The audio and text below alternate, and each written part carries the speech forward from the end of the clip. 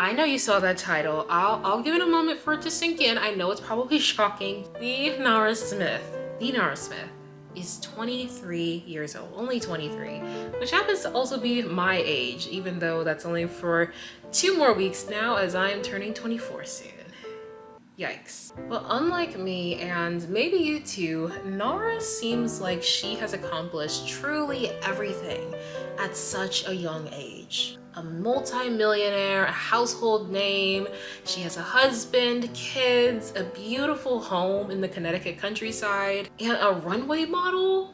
Truly, it seems like she has it all. And after making the discovery of everything Nara has accomplished at only the age of 23, honestly at 22 because she just turned 23 years old, and simultaneously then spiraling and crashing out as I started to reflect on my own life and started to feel real bad about it, Nara posted a video that changed my perspective on not only her, but also myself. This year is dedicated to teenage me and all the countless nights she stayed up wondering what she would become, whether she would find her passions, fall in love, and hopefully have a family one day. That video made me think of my teenage self. She was awkward, desperate to find friends, and after intense bullying in middle school, she was the definition of a weird black girl. But she was also a dreamer and delusional. And I vividly remember having a conversation with my equally idealistic friends at the age of 15 in my, at the time,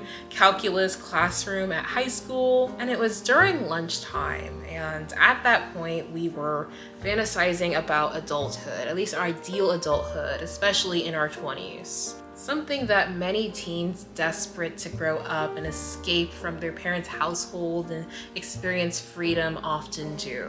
We were seeing all the expectations that we had for ourselves at certain ages. By 24, we would be engaged, finding the love of our lives, and on our way to marriage by 25, with little ones running around the house of our 2-story homes by 28 years old, all while being financially stable at the same time. What a dream. But something I quickly learned over the course of the next 3 years and beyond as I got older and eventually moved out to go to college and live on my own or with 2 other roommates in a cramped 3-person dorm room at UC Berkeley, is that life is unpredictable. And even after spending the older parts of my childhood low income, I still was very shocked about how difficult it was to find a job. And all the money from your paycheck that's gone to bills, to taxes. It was truly bizarre to younger me. I was also learning to adapt to college classes, making new friends, and battling my new health diagnosis of PCOS, which changed my body and my health and my relationship to my body and foods and everything that comes with it at the same time. All of those things impacted me in ways that I could have never predicted when I was younger. But of course, even though there were hardships, there were so many rewarding things as well. I made lifelong connections with so many friends and amazing people. I wrote a senior thesis, which was 30 pages long, and I wanted to write more. And I graduated with double honors.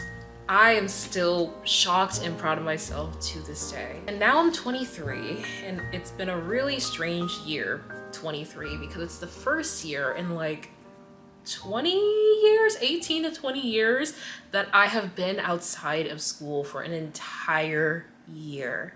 No schooling whatsoever. And I've had to tackle the new grad life of friends moving away, working a 9-to-5 job, and figuring out what future I even want for myself. I am having so many career doubts and uncertainties right now. And I think back to that calculus room conversation, and my life looks nothing like I thought it would back when I was 15 years old. And no, I'm not referring to my crippling anxiety that I feel in my jaw, and it literally hurts so bad when I'm feeling so anxious, OCD, credit card debt, and difficulty getting out of bed in the morning. Okay, wait, that one I think I kind of expected. Some habits just, they're never gonna go away, and I don't expect them to ever go away. While I may not be as renowned as Nara Smith, I definitely relate to her because younger me would literally have her jaw on the floor if she saw I had a full-time job, our own apartment with all of our nerdy interests displayed all over the place. And on that note, I'm sure even younger me would be so shocked to see how mainstream anime is right now, but that's besides the point. And she would be so shocked to see us finally traveling the world within the next 8 years. I finally went on a plane for the very first time in 2023 on a small girl's trip to Las Vegas, and since then I have been on a plane too many times to count, and I've even traveled internationally abroad to the United Kingdom for the first time a couple months ago. Younger me would be so shocked. Being a late bloomer, I often find myself dwelling on every aspect of my life where I feel like I'm falling behind. But it took me 8 years to get where I am today. Reaching the next step in my life, the next huge step in my life, is not gonna happen overnight. If you clicked on this video and you were feeling particularly bad about yourself when you saw the thumbnail and started comparing yourself to Nara Smith, remember that success looks different for everyone. And it's also relative. And just because your life doesn't look like Nara Smith's doesn't make you a failure. There's no guidebook to life. There's no instruction manual. And even if it feels like everyone around you is passing you by and moving on and moving at such a faster pace than you are, you're the only one that's living through your challenges, hardships, and trials. And even if it may not feel like it, I know for a fact that you're doing amazing. And I know for certain that there is something about current you that if younger you were to look at you today, they would have the biggest smile on their face. So to my younger, delusional 15-year-old self, no, we may not have found the man of our dreams by now at 23 years old, almost 24. Yes, we are terrible at managing money, beyond anxious and still emotional and pretty sensitive. Despite all the hardships, all the negatives, life has been so rewarding so far. And I am so proud of everything that we have accomplished in spite of all of those hardships. And I cannot wait to see what you and I accomplish in this next chapter of our lives as well. Thank you so much for watching this video, and I really hope this made you feel better. Just a shameless plug at the end because I'm a tiny YouTuber and I'm about to lose my TikTok account. At least that's what it's looking like at this point.